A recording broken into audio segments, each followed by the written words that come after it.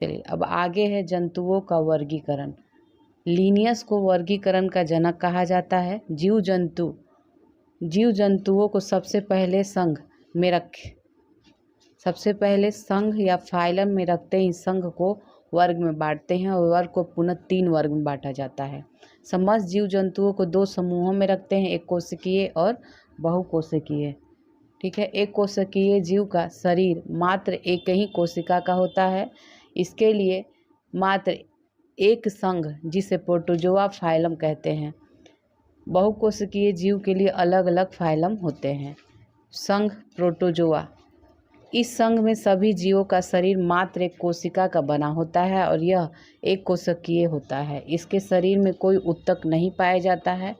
इनमें प्रजनन तेजी से होता है। ये मृतोपजीवी होते हैं। सबसे बड़ा एक इसके जीव जो होता है एसीरा बुलेरिया होता है। हरा प्रोटोजोआ पैरामीशियम को कहते हैं और यह भोजन सीलिया द्वारा ग्रहण करता है। अमीबा अपना भोजन कूटपाद विधि द्वारा ग्रहण करता है।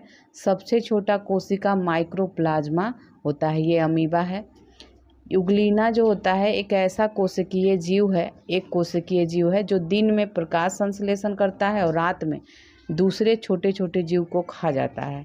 यूग्लिना में जंतु तथा पादप दोनों के गुण पाए जाते हैं। यूग्लिना में संघ पेरिफेरा, इसमें कोशिकाएं अधिक होते हैं, अर्थात यह बहुकोशिकीय होते हैं, किंतु कोशिकाएं आपस में जुड़कर अंगों का निर्माण नहीं करते हैं। इन जीवों के शरीर में असंख्य छिद्र पाया जाता है, जैसे स्पंज आदि।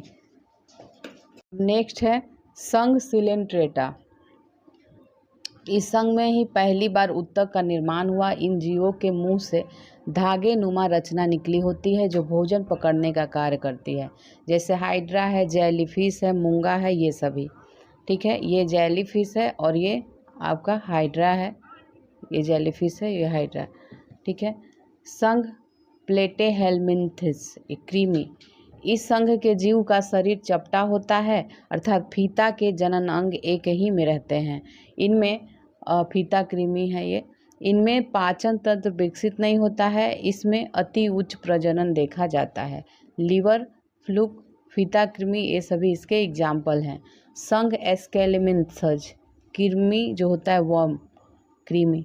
इस संघ के जीव का शरीर बेलनाकार अखंडित होता है और ये जीव एक लिंगी होते हैं, जैसे गोल कृमि, सूत्र कृमि, थ्रेडवर्म आदि ये सभी। फाइलेरिया जो है बीमारी वे विचेरिया गोल कृमि के कारण होता है। संघ एनिलिडा, इस संघ के जीव का शरीर लंबा, पतला तथा खंडित रहता है। इसमें प्रचलन सीटी के द्वारा होता है। इसका रक्त लाल होता है और किंतु श्वसन त्वचा द्वारा होता है। इनका शरीर द्विपार्श्व समभित्ति के द्वारा होता है। नेरिस, जो केचुआ ये सभी हैं। केचुआ के प्रत्येक शरीरांग को खंड या विखंड कहते हैं। केचुआ में 8 हृदय पाया जाता है। केचुआ पर नमक डालने से परासरणीय प्रघात के कारण वो मर जाता है। जोंक रक्तहारी रक्त पीकर जीता है। ये केचुआ है। संघ अर्थ्रोपोडा, इसे कीटों का संघ कहते हैं। इसमें 8 या 10 लाख कीट आते हैं, अतः यह सबसे बड़ा फाइलम संघ होता है और इसके पैर जो होते हैं आपस में संधि युक्त रहते हैं। इनका शरीर मुख्य रूप से 3 भाग में बटा होता है, सिर, वक्ष और उदर। इसमें बाहरी कंकाल पाया जाता है जो काइटिन का बना होता है। इसमें 8 पैर होते हैं तथा 4 पंख होते हैं। मच्छर गति के लिए 6 पैरों का इस्तेमाल करता है, जैसे बिच्छू, केकड़ा, तितली, मच्छर, चींटी, दीमक ये सब ही हैं। चींटी और दीमक एक सामाजिक प्राणी है। चींटी श्रम विभाजन के सिद्धांत पर कार्य करता है, जबकि दीमक निर्वाह बनाता है, कॉलोनी बनाता है। तेलचट्टा में 13 चेम्बर हृदय पाया जाता है। संघ मोलस्का, इस संघ के जीव की बाहरी कवच कठोर होता है जो CaCO3 का बना होता है। इसके शरीर का सभी अंग जो है इसके कवच के अंदर सुरक्षित रहता है। इनमें श्वसन तथा उत्सर्जन दोनों ही गिल्स से होता है और यह अर्थ्रोपोडा के बाद दूसरा सबसे बड़ा फाइलम होता है। इसका एग्जाम्पल घोंघा, सीपी, शंख, ऑक्टोपस ये सभी हैं। अब आगे है ऑक्टोपस को डेविल फिश या फिश दानव कहा जाता है। सीपी इंका ग्लैंड के द्वारा शत्रु से सुरक्षित रहते हैं। इकाइनोडर्मेटा, इस संघ के जीव जल में रहते हैं। इनके शरीर पर कांटे नुमा संरचना होती है। इनमें जल संवहन तंत्र पाया जाता है। इनके रीढ़ के हड्डी जो है अल्प विकसित होते हैं, जैसे स्टारफिश। ठीक है, अब आगे देखेंगे। आगे है संघ कार्डेटा। इस संघ के जीव जो होते हैं पृष्ठ जीव में पृष्ठ रज्जु पाया जाता है, जो आगे चलकर कैसेरुक दंड का रूप ले लेता है। इस संघ के जीवों में पूंछ पाया जाता है। इसमें पाचन, श्वसन इत्यादि पूर्ण विकसित रहता है। इसे कई वर्गों में बांटते हैं। मत्स्य वर्ग पहला है। इसका शरीर जो असमतापी रहता है, अर्थात इसके शरीर का तापमान नियत नहीं रहता है। इसमें 2 चेम्बर हट पाया जाता है। इसमें श्वसन जो है गलफड़ा या गिल्स के द्वारा होता है। एग्जाम्पल जैसे शार्क, असत्य मछली, ये मछली जो नहीं होती हैं, तो starfish, silverfish, jellyfish, crayfish, cuttlefish, devil fish, razorfish, ये सभी मछली नहीं होती हैं। डॉग फिश जो होता है ये मछली होता है। अब उभयचर वर्ग में यह स्थल और तथा जल दोनों पर रह सकते हैं। इनका शरीर भी असमतापी होता है। इसमें 3 चेम्बर हृदय पाया जाता है। इसमें श्वसन की क्रिया जो होती है गिल्स, त्वचा तथा फेफड़ा तीनों से होती है, जैसे मेढक। ठीक है, जैसे मेढक हो गया। मेढक में निषेचन बाह्य निषेचन होता है। पौधों में निषेचन अंडाशय से होता है। मानव में निषेचन फैलोपियन में होता है। सरीसृप वर्ग ये रेंग कर चलते हैं। इनके शरीर असमतापी होते हैं। इनका हृदय 3 चेम्बर का होता है, जैसे सांप, छिपकली, कछुआ, मगरमच्छ, डायनासोर। अपवाद के रूप में देखें मगरमच्छ तथा घड़ियाल में 4 चेम्बर होता है। इनमें श्वसन की क्रिया फेफड़े द्वारा होती है। सबसे जहरीली सांप है हाइड्रोफिश। सबसे जहरीला स्थलीय सांप रसल वाइपर है। सबसे जहरीली छिपकली कोमोडो ड्रैगन है। वर्तमान में सबसे बड़ा सरीसृप जो है कोमोडो ड्रैगन ही होता है। सांप का जहर 2 प्रकार का होता है, एक हीमोटॉक्सिक और एक न्यूरोटॉक्सिक। तो जो हीमोटॉक्सिक होता है ये खून को थक्का बना देता है। न्यूरोटॉक्सिक जो होता है यह तंत्रिका तंत्र को बंद कर देता है। यह अधिक खतरनाक होता है। पक्षी वर्ग, इनका मुख्य लक्षण पंखों की उपस्थिति तथा हवा में उड़ने की क्षमता है। इसमें चोंच पाया जाता है। इनके कंकाल खोखले तथा वायु कोश युक्त होते हैं। इनके हृदय में 4 चेम्बर होते हैं। ये समतापी होते हैं। इनमें एक ही अंडाशय होता है। इनके पंख पर मोम पाया जाता है। सबसे बड़ा पक्षी जो है शुतुरमुर्ग एमू होता है। उड़ान जो नहीं भर सकने वाला पक्षी है शुतुरमुर्ग है। सबसे छोटा पक्षी हम्बिंग बर्ड होता है। गुंजन पक्षी कहते हैं। उल्टा उड़ने वाला गुंजन पक्षी हम्बिंग बर्ड होता है। सबसे तेज उड़ने वाला पक्षी स्विफ्ट होता है। अबाबिल। जलीय पक्षी पेंगुइन होता है। स्तनधारी, इसका सर्वप्रथम लक्षण दूध उत्पन्न करने वाले ग्रंथि स्तन ग्रंथि का पाया जाना होता है, जिनसे बच्चे पोषण प्राप्त करते हैं। 2 जोड़ी पैर चलने, दौड़ने, वृक्ष पर चढ़ने और बिल में रहने, तैरने तथा उड़ने के लिए अनुकूल होते हैं। इनके त्वचा पर रोम पाया जाता है तथा बाह्य कर्ण पल्लव पाए जाते हैं। इनका हृदय 4 प्रकोष्ठों का होता है तथा श्वसन की क्रिया पेशीय डायफ्राम के द्वारा होती है। कुछ को छोड़कर सभी स्तनधारी बच्चे को जन्म देते हैं। स्तनधारी 3 प्रकार के होते हैं। प्रोटोथेरिया, तो ये अंडे देते हैं, उसके बाद बच्चों को दूध पिलाते हैं, जैसे प्लेटिपस है। मेटाथेरिया, ये अर्ध परिपक्व बच्चे देते हैं। मार्सुपियन थैली में ये अपने बच्चों को बड़ा करते हैं। Kangaroo Macropus. यूथेरिया, यह परिपक्व बच्चे को जन्म देते हैं, जैसे गाय, मानो, डॉल्फिन, व्हेल, दरियाई घोड़ा, जिराफ, ये सभी। बीच की कड़ी, तो पादप प्लस जंतु, पादप और जंतु के बीच की कड़ी युगलिना है। पक्षी सरीसृप के बीच की कड़ी आर्कियोपेट्रिक्स है। कवक शैवाल के बीच की जोड़ी ये लाइकेन है। सजीव निर्जीव का वायरस है। जीवाणु और शैवाल का नील हरित शैवाल है। एनीलिडा मोलस्का के बीच का न्यूप्लिना है। स्तनधारी और सरीसृप का प्रोटोथेरिया है। कभी कभी टंग स्लिप हो जाता है लगातार पढ़ाने से, तो आप लोग इससे ये नहीं मतलब निकालिएगा कि पढ़ने ही नहीं आ रहा, ऐसा नहीं है। वो जब हम लगातार बोलते हैं तो ये टंग स्लिप हो जाता है, तो इसके लिए सॉरी। चलिए अब हम लोग देखेंगे नेक्स्ट, बोटनी पे आ गए हैं। जूलॉजी हम लोगों ने देख लिया, अब बोटनी देखेंगे। तो पादप कार्य की देखेंगे। पादपों का अध्ययन जो है बोटनी कहलाता है। इसके जनक जो है थियोफ्रेस्टस को कहा जाता है। स्टीफन हेल्स को पादप कार्य का जनक कहा जाता है। विलियम रॉक्सबर्ग को भारतीय वनस्पति विज्ञान का जनक कहा जाता है। अकारिकी, अकारिकी क्या है? तो पेड़ पौधों का बाहरी अध्ययन मॉर्फोलॉजी कहलाता है। रूट, पौधे का वह भाग जो जमीन के नीचे रहता है, रूट कहलाता है। सूट, पौधे का वह भाग जो भूमि के ऊपर रहता है, उसे सूट कहते हैं। जड़, जड़ के बारे में देखेंगे। यह पेड़ पौधों के भूमि के नीचे वाला भाग होता है और इसका विकास रेडिकल से होता है। इसमें क्लोरोफिल नहीं पाया जाता है, जिस कारण ये हरा नहीं होता है। यह निगेटिव फोटोग्राफ होता है, जबकि पॉजिटिव जियोट्रॉफ होता है। इसमें नोड तथा इंटरनोड नहीं पाए जाते हैं, जिसके कारण यह चौड़ाई में विकास नहीं कर पाता है, बल्कि लंबाई में विकास करता है। रूट हेयर, मूल रोम क्या कहलाता है? यह जड़ से निकलने वाला पतला रेशा होता है। यह जल एवं खनिज का अवशोषण परासरण विधि द्वारा करता है। जड़ के कार्य क्या क्या हैं? तो पौधों को स्थिरता प्रदान करना, भोजन का संग्रह करना, ये इसका काम है। रूट केप, यह जमीन को अंदर खोदने का काम करता है। Root cap. जड़ के प्रकार एक मूसला जड़ होते हैं और एक अपस्थनिक जड़ होते हैं। मूसला जड़ जो होता है, यह जड़ जमीन के अंदर होता है और पूरे जीवन भर पेड़ से जुड़ा रहता है, और इसे काट देने पर पेड़ सूख जाएगा और कुछ समय बाद जो है पेड़ गिर जाता है, जैसे आम, नीम, गाजर, सलगम, चुकंदर, ये सभी। अपस्थनिक जड़ जो होता है, यह जड़ भूमि के ऊपर होता है और ये जीवन भर वृक्ष से नहीं जुड़ा रहता। इसे काट देने पर वृक्ष पर कोई विशेष प्रभाव नहीं पड़ता है और इसे द्वितीय मूल कहा जाता है।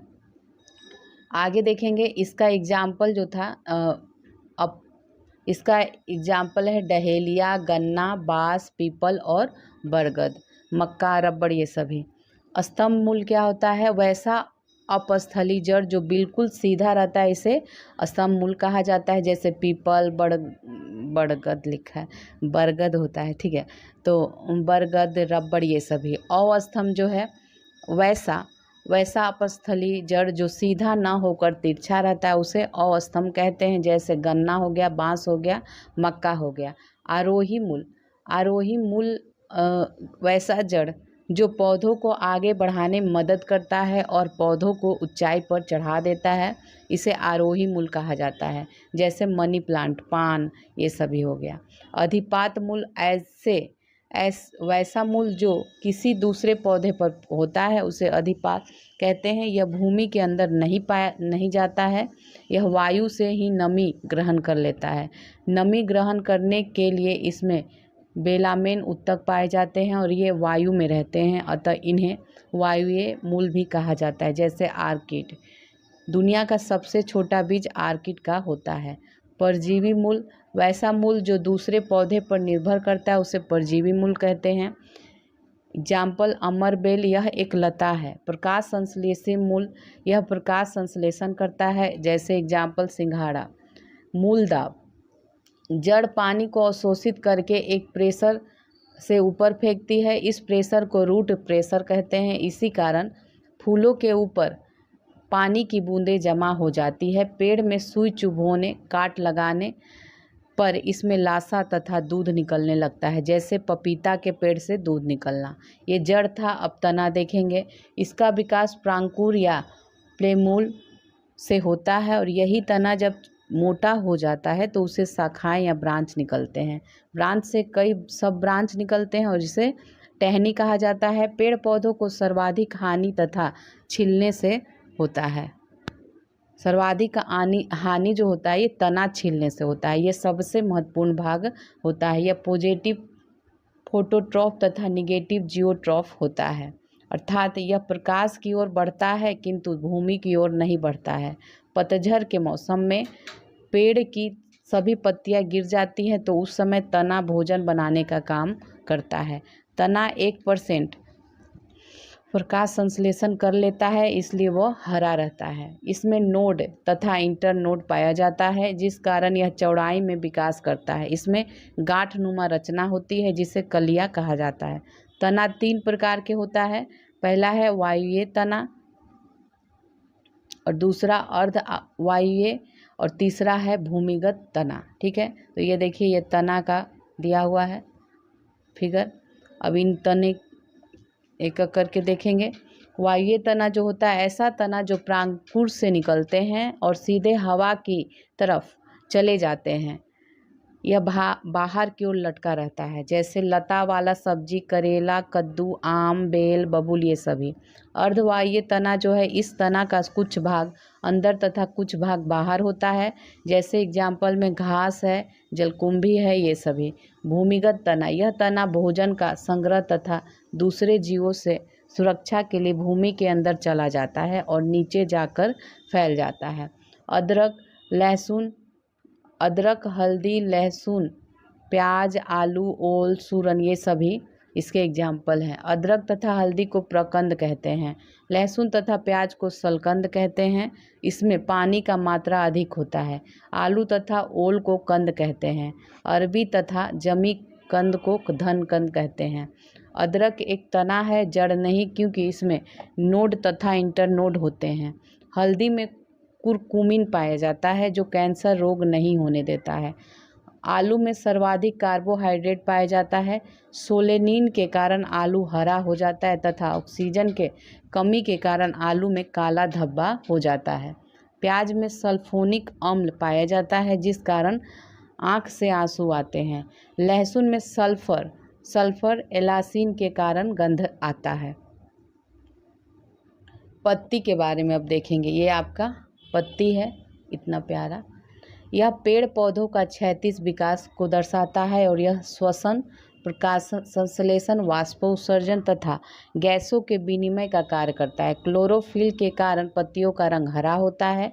पत्तियों में स्टार्च की जांच के लिए आयोडीन अभिकर्मक का प्रयोग किया जाता है तथा आयोडीन का प्रयोग किया जाता है। आगे देखेंगे। आगे है पतझड़ में वाष्पोत्सर्जन रोकने के लिए तथा ठंड में उष्मा रोकने के लिए पेड़ अपनी पत्तियां गिरा देता है। स्टोमेटा रंध्र गैसों का विनिमय करता है तथा मंड को शर्करा में बदल देता है। पत्तियों का प्रकार, सरल पत्ती, इसका लीफ मार्जिन नहीं रहता। आम, पीपल, बरगद है, ये केला, ये सभी इसके उदाहरण हैं। संयुक्त पत्ती जो है, इसका लीफ जो है मार्जिन कटा पिटा होता है। ये गुलाब जैसे हो गया, नीम हो गया, इमली हो गया, ये सभी। सीरा विन्यास पत्तियों के सीरा के क्रम को सीरा विन्यास कहा जाता है। यह 2 प्रकार का होता है। जालिकावत सीरा विन्यास, इसमें सिराएं जाली नुमा जुड़ी रहती हैं और यह द्विबीज पत्री पौधों में होता है, जैसे आम, जामुन हो गया। समानांतर सीरा विन्यास, इसमें सीरा एक दूसरे के समानांतर बिछे हुए रहता है और यह एक बीज पत्री होता है, जैसे केला, धान, गेहूं, ये सभी। पत्तियों का रूपांतर, मरुस्थलीय क्षेत्र में उगने वाले पौधों को मरुद्भिद या जेरोफाइट कहा जाता है। इन पौधों की पत्तियां कांटों का रूप ले लेती हैं क्योंकि यह जल का बचा सके, मतलब वो जल बचा सके। पत्तियां कांटे का रूप इसलिए ले लेती हैं कि वो जल को बचा सके। लत्तेदार सब्जियों की पत्तियों में स्प्रिंग या ट्रेंड नील होता है। पिंचर, पर्णघट, नाइट्रोजन की कमी से पेड़ पौधे कीट भक्षी हो जाते हैं और इन पौधों में जल अपघटक एंजाइम पाया जाता है। इन्हें कलश पौधा कहा जाता है, जैसे पिंगुएला, नेफेंथिस, ये सभी। वैसा पर्णघट पौधा जो जलीय क्षेत्र में पाया जाता है उसे ब्लाडर कहा जाता है, ब्लाडर। अब ये हो गया पादप कार्य की। अब देखेंगे, बोटनी देख रहे हैं हम लोग, उसमें अब पादप कार्य की देखेंगे। पादपों का अध्ययन बोटनी कहलाता है। इसके जनक थियोफ्रेस्टस को कहा जाता है। स्टीफन हेल्स को पादप कार्यकी का जनक कहते हैं। विलियम रॉक्सबर्ग को भारतीय वनस्पति विज्ञान का जनक कहते हैं, father of botany of India. अकारिकी मोर्फोलॉजी, पेड़ पौधों का बाहरी अध्ययन को मोर्फोलॉजी कहा जाता है। अब फूल पुष्प देखेंगे। फ्लावर, फूलों का अध्ययन एंथोलॉजी कहलाता है और यह पुष्प प्रजनन में सहायक होता है। फूल का मुख्य भाग जो है, मुख्य काम जो है फल का निर्माण करना है। फूलों का उत्पादन फ्लोरिकल्चर कहलाता है। पुष्प के 4 भाग होते हैं, बाह्य दल पुंज, पूमंग और जायंग। ये होते हैं पुष्पों के 4 भाग। तो इसको देखेंगे। ये देखिए फूल है, फूल का फिगर है। जायंग यह पुष्प का मादा जनन अंग होता है। इसमें अंडाशय, वर्तिका तथा वर्तिकाग्र पाया जाता है। यह है मादा जनन। पुमंग यह पुष्प का नर जननांग होता है। इसमें पुंकेसर, परागकण तथा परागकोश आते हैं। ये है बाह्य दल पुंज, यह कली को रक्षा देने का कार्य करता है। इसका रंग हरा होता है और यह प्रकाश संश्लेषण में भी मदद करता है। यह फूल का सबसे बाहरी भाग होता है। इसके इकाई को सेपल कहते हैं। दल पुंज यह रंगीन होता है, कीटों को परागण के लिए आकर्षित करता है। इसकी इकाई जो है पीटल होती है। रात में खिलने वाले फूलों की दलपुंज सफ़ेद तथा सुगंधित होता है, जैसे रात रानी हो गया, चमेली हो गया, ये सभी। दिन में खिलने वाले फूलों का दलपुंज रंगीन तथा चमकीला होता है, जैसे गुलाब। पुष्पासन, पुष्प का समस्त भाग पुष्पासन पर अवस्थित रहता है। परागकोश, इसके अंदर परागकण भरे होते हैं। परागकण निषेचन में सबसे महत्वपूर्ण भूमिका निभाता है। फूल खिलने के लिए फास्फोरस की ज़रूरत होती है। गुलर का फूल कभी खिलता नहीं है। परागकोश से परागकण का वर्तिकाग्र में तक पहुंचना होता है, जो ये परागण कहलाता है। स्वपरागण, उसी फूल स्वयं से परागण हो तो वह स्वपरागण कहलाता है। परपरागण, जब परागण किसी दूसरे माध्यम से होता है तो परपरागण कहलाता है। परागण जितना दूर से होगा फल उतना ही अच्छा होगा। स्वपरागण से अच्छा परपरागण होता है। परागण वर्तिका का तक संपन्न होता है। परागण के विभिन्न विधियाँ, जैसे कीट द्वारा परागण, वायु द्वारा परागण, जल द्वारा परागण और ऋतु द्वारा परागण होता है। चमगादड़ द्वारा। कमल के फूल में परागण कीट के द्वारा होता है। सबसे बड़ा फूल रेफ्लेसिया में परागण हाथी द्वारा होता है। सबसे छोटा फूल ओल्फिया में परागण हवा द्वारा होता है। अब निषेचन, परागकण का अंडा से मिल जाना निषेचन कहलाता है। निषेचन की क्रिया अंडाशय में होती है और निषेचन के बाद फल का निर्माण आरंभ हो जाता है और परिपक्व अंडाशय ही फल का निर्माण कर लेता है। अंडाशय की बाहरी दीवार जो फल भित्ति छिलका का निर्माण कर देती है, अंडाशय के अंदर पहले से उपस्थित बीजांड बीज का निर्माण करते हैं। ठीक है, ये फिगर दिया हुआ है। परागण के फलस्वरूप 2 परागकण अंडाशय में पहुंचते हैं, जबकि अंडाशय में पहले से 3 अंडा रहता है। एक परागण एक अंडा से क्रिया कर युग्मनज बना लेता है और यही युग्मनज भ्रूण का निर्माण करता है और भ्रूण ही फल बन जाता है। अंडाशय में बचा हुआ 2 अंडा और 1 परागकण से मिलकर भ्रूण कोश का निर्माण कर लेता है और यह भ्रूण कोश भ्रूण को भोजन देने का कार्य करता है। निषेचन की क्रिया के बाद फूल के सभी बाहरी अवयव झड़कर गिरने लगते हैं। परागकण को नर युग्मक तथा अंडा को मादा युग्मक कहा जाता है। गेमेट अगुणित होता है, अर्थात इसे हैप्लॉइड कहते हैं। युग्मनज तथा भ्रूण ये दोनों ही द्विगुणित होते हैं। भ्रूण कोश त्रिगुणित या 3n होता है। अब फल देखेंगे। फल, परिपक्व अंडाशय फल का निर्माण कर लेता है। फलों के अध्ययन कार्पोलॉजी या पोमोलॉजी कहलाता है। निषेचन के आधार पर फलों का प्रकार, तो सत्य फल, असत्य फल और अनिषेच फल। तो सत्य फल वैसा फल जिसका निषेचन अंडाशय में होता है उसे सत्य फल कहते हैं, जैसे आम, लीची, जामुन। असत्य फल वैसा फल जिसका निषेचन अंडाशय में न होकर थैलमस में होता है उसे असत्य फल कहते हैं, जैसे सेव, नाशपाती। इस फलों को कूट या आभासी फल भी कहते हैं। अनिषेच फल वैसा फल जिसमें निषेचन न हो, परागण से ही फल बन जाए, उसे अनिषेच फल कहते हैं। जैसे अंगूर हो गया, केला हो गया। निर्माण के आधार पर फलों को प्रकार देखेंगे।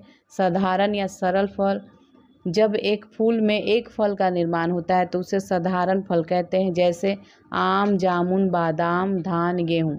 समूह या संयुक्त फल, जब एक ही फूल से कई फल बन जाते हैं किंतु वे आपस में जुड़े रहते हैं तो उसे समूह संयुक्त फल कहते हैं। जैसे रसबड़ी, शरीफा, स्ट्रॉबेरी, मादा, धतूरा जो होता है, ये सभी। संग्रथित फल, जब कभी फल के निर्माण में बाह्य दल पुंज, पुष्पासन, अंडाशय सभी भाग लेते हैं तो उसे संग्रथित फल कहते हैं। जैसे कटहल, अनानास, सहतूत, गुल्लर, ये सभी होता है।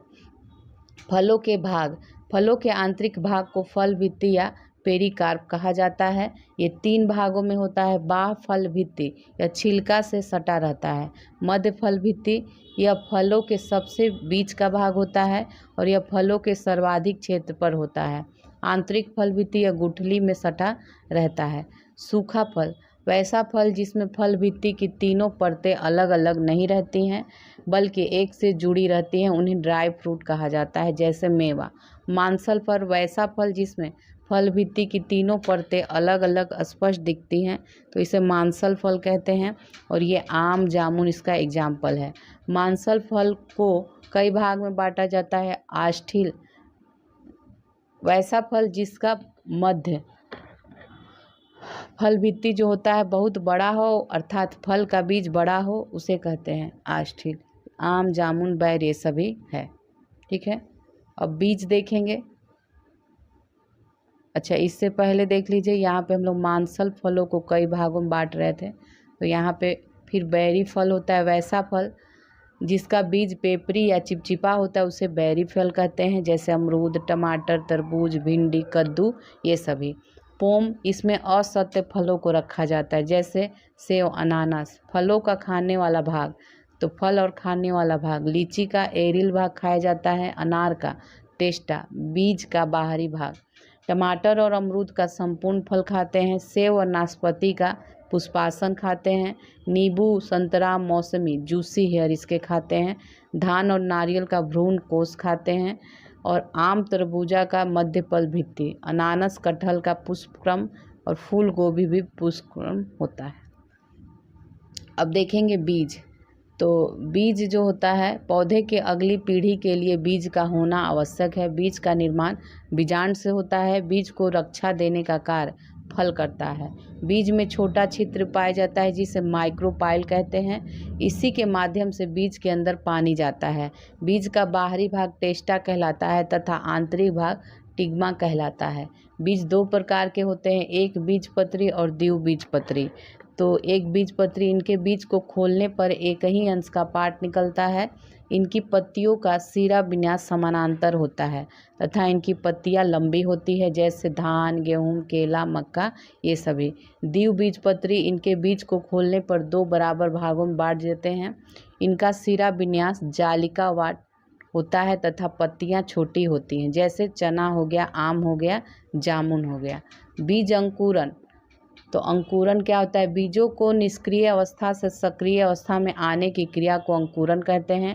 अंकुरण के लिए जिबरेलिन हार्मोन आवश्यक है। अंकुरण के लिए आवश्यक पदार्थ है जल, तापमान, आर्द्रता और वायु। अंकुरण के लिए आवश्यक तत्व है मिट्टी, प्रकाश, खनिज, खाद। बैंगन, टमाटर, मिर्चा को अंकुरण के लिए सूर्य के प्रकाश की आवश्यकता होती है। चलिए अब आगे देखेंगे। ये बॉटनी का ही पार्ट दिया हुआ है जिसको हम लोग अभी पढ़ रहे हैं, ठीक है। तो यही सब पढ़ना है इसमें। अब दूसरा है इसमें पोषण।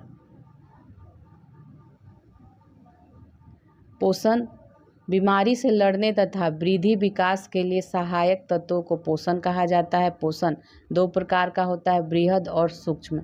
बृहद में इसकी आवश्यकता अधिक होती है। इसका जो ट्रिक है ये देखिए, CHOPKINSCAMG।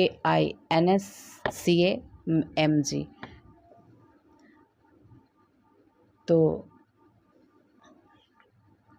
सी से कार्बन हो गया, हाइड्रोजन H से ऑक्सीजन हो गया, फास्फोरस हो गया, पोटेशियम हो गया, इग्नोर। N से नाइट्रोजन, H से सल्फर, Ca से कैल्शियम और मैग्नीशियम हो गया। ये इसका ट्रिक है। और ये मैक्रो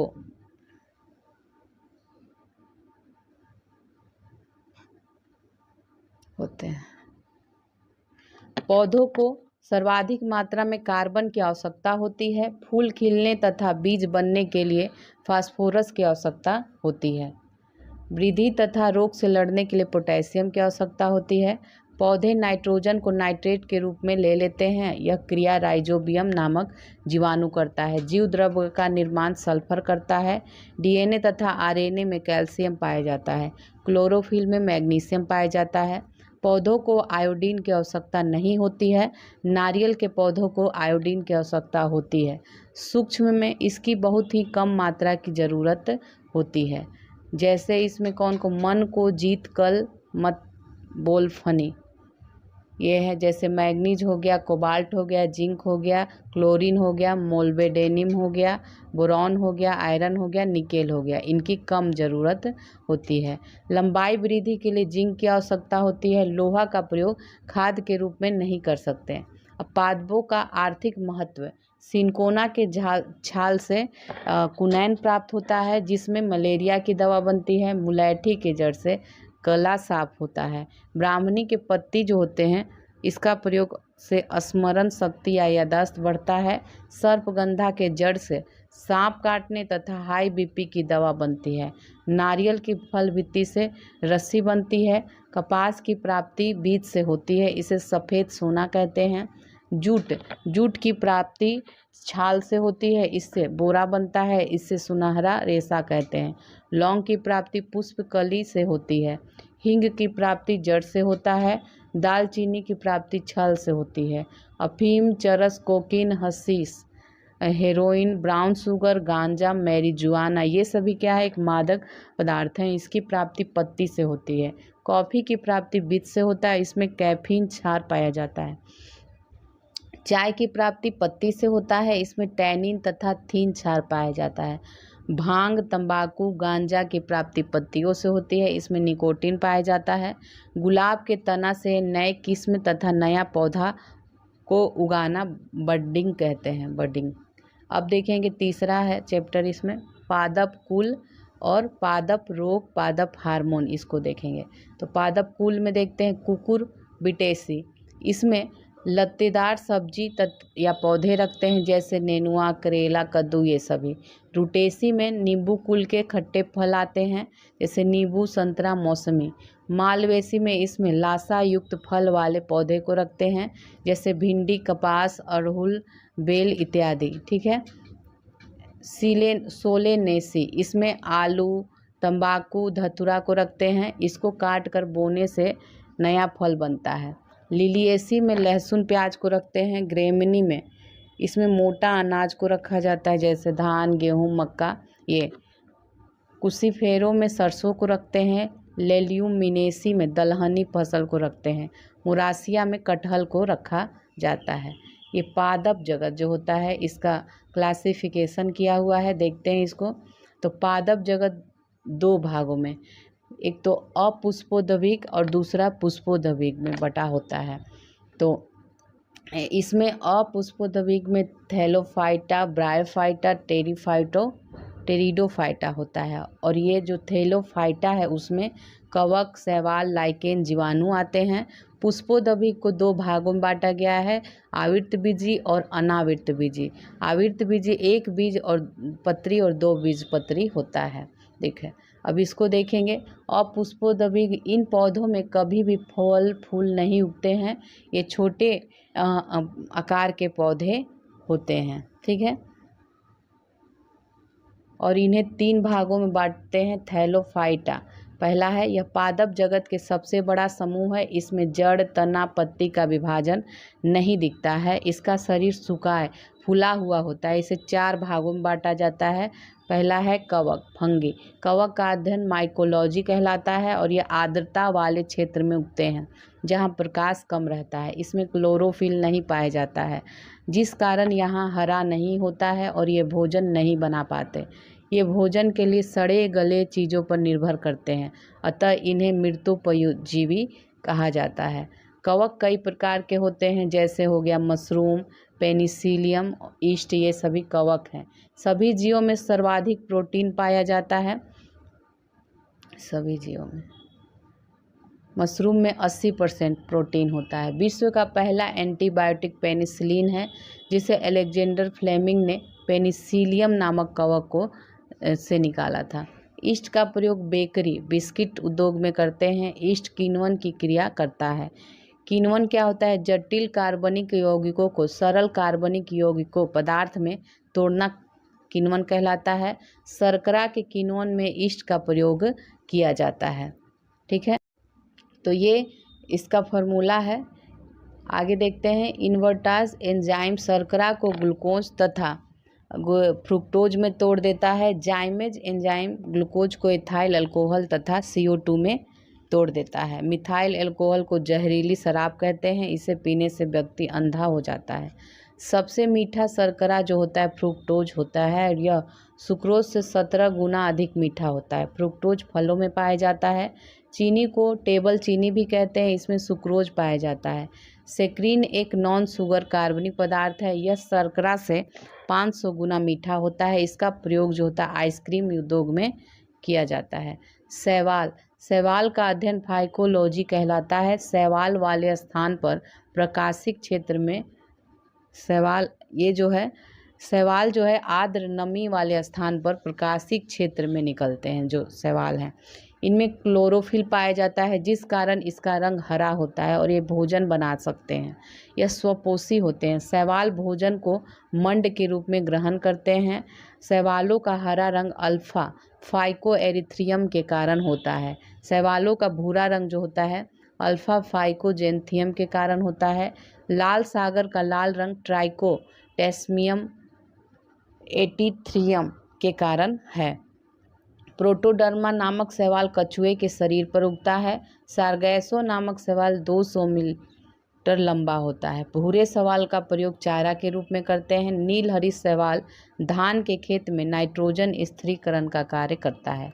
लेमिनेरिया नामक शैवाल से समुद्री आयोडीन प्राप्त करते हैं।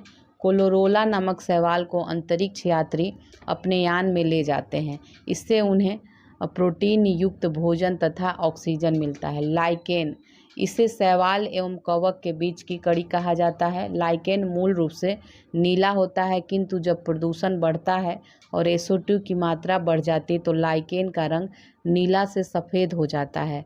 अतः लाइकेन वायु प्रदूषक का सूचक है। ग्राफिक्स नामक लाइकेन से लिटमस की प्राप्ति होती है। लिटमस मूल रूप से नीला होता है। जब नीले लिटमस पेपर पर अम्ल डालते हैं तो वो लाल हो जाता है और जब लाल लिटमस पेपर पर क्षार डालते हैं तो वो नीला हो जाता है। आर्किल नामक लाइकेन से नीला रंग बनता है। परमिलिया नामक लाइकेन से मिर्गी की दवा बनती है। इंडोकार नामक लाइकेन का प्रयोग जापान के लोग सब्जी के रूप में करते हैं। असीमिया नामक लाइकेन से DPT का ट्रिपल वैक्सीन बनाते हैं। DPT को ट्रिपल वैक्सीन कहते हैं। DPT का मतलब D से डिप्थीरिया, P से पर्टिस्यूस और T से टेटनस हो गया, काली खांसी इसको कहते हैं। जीवाणु, बैक्टीरिया, जीवाणु की खोज एंटोनिन ल्यूइनहेक ने किया था। इन्हें जीवाणु विज्ञान का पिता कहा जाता है। जीवाणु का नामकरण जो है एहरेनबर्ग ने किया था। जीवाणु मानव के मित्र और शत्रु दोनों होते हैं। जीवाणु में वास्तविक केंद्रक का अभाव पाया जाता है। पृथ्वी पर ऑक्सीजन का निर्माण साइनोबैक्टीरिया ने किया था। बैक्टीरिया द्वारा चमड़ा उद्योग में चमड़ा को साफ किया जाता है, जिसे टैनिंग कहते हैं। राइजोबियम नामक जीवाणु दलहनी फसल के जड़ में होते हैं तथा नाइट्रोजन स्थिरीकरण का कार्य करते हैं। एजेडोबैक्टर नामक जीवाणु धान के खेत में नाइट्रोजन स्थिरीकरण का काम करते हैं। नस्टर तथा एनाबिना नामक जीवाणु वायुमंडल में नाइट्रोजन का कार्य करते हैं। लैक्टोबाइसल्स नामक जीवाणु दूध को दही में बदल देते हैं। दूध का पाश्चुरीकरण दूध को अधिक दिन तक सुरक्षित रखने के लिए दूध का पाश्चुरीकरण करते हैं। इसकी खोज लुई पाश्चर ने किया था। यह 2 विधियों द्वारा होता है। लो टेम्परेचर होल्डिंग, इसमें दूध को 62.8 डिग्री सेल्सियस पर 30 मिनट तक गर्म करते हैं। हाई टेम्परेचर शॉर्ट टाइम, इसमें दूध को 72 डिग्री सेल्सियस पर 15 सेकंड के लिए गर्म करते हैं। बैक्टीरिया का आकार, तो अब इसमें देखेंगे बैरिलस, इसका आकार सूंड के समान होता है। कोकम, इसका आकार गोल होता है। कॉमा, इसका आकार अंग्रेजी के कॉमा के समान होता है। स्पाइरल, इसका आकार स्प्रिंग या स्क्रू के समान होता है। ब्रायोफाइटा, इन्हें उभयचर पौधा भी कहते हैं क्योंकि यह जल तथा स्थल दोनों पर रहते हैं। इसमें जेमा कप द्वारा अलैंगिक जनन होता है। ये मृदा अपरदन को रोकते हैं। इनमें जाइलम तथा फ्लोएम नहीं पाया जाता। पृथ्वी पर उगने वाला पहला पौधा जो है मॉस-काई है था।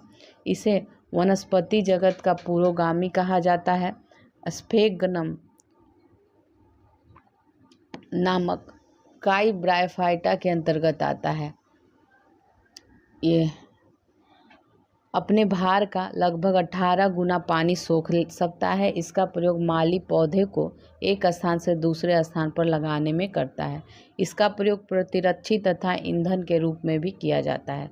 टेरिडोफाइटा, इसमें जाइलम तथा फ्लोएम पाया जाता है किंतु बीज नहीं पाए जाते हैं। एजोला तथा इक्विस्टेट्स प्रमुख टेरिडोफाइटा हैं।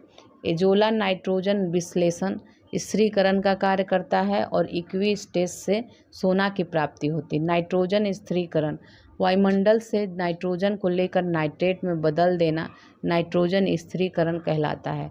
तत्व द्वारा मोलिबेडिनियम, जीवाणु द्वारा राइजोबियम, मुक्त जीवे एजेडोबैक्टर, जैव उर्वरक एजोला तथा जलीय फड़ नीलहरी शैवाल साइनोबैक्टीरिया होता है। पुष्पोद्भिद अब आ गए, तो ये पौधे बहुत बड़े होते हैं। इसमें फल, फूल तथा पत्ती लगते हैं। इन्हें 2 भागों में बांटते हैं। पहला है अनावृत बीजीय। ये पौधे जो होते हैं पर्वतीय ढाल पर उगते हैं। इनके बीज के बाहर फल का आवरण नहीं होता है। ये पौधे आकार में बड़े होते हैं। इसका फूल एकलिंगीय होता है, अर्थात पुमंग तथा जायंग 2 अलग अलग फूल में पाया जाता है। इसका ट्रिक है जालिम सास चीर दो, जैमिया, साइकस, सिकोया, चीड़, देवदार, ये सभी हैं। अच्छा, आगे देखेंगे। जैमिया जो होता है ये सबसे छोटा अनावृत बीजी पौधा होता है। साइकस, इसे जीवित जीवाश्म कहते हैं। साइकस के स्टार्च से साबूदाना प्राप्त किया जाता है। सिकोया, यह अत्यधिक विशाल होता है। चीड़ को जंगल का आतंक कहते हैं क्योंकि इसमें आग सबसे तेजी से पकड़ता है। चीड़ के पौधे से तारपीन का तेल प्राप्त करते हैं जिससे पेट में मिलाया जाता है।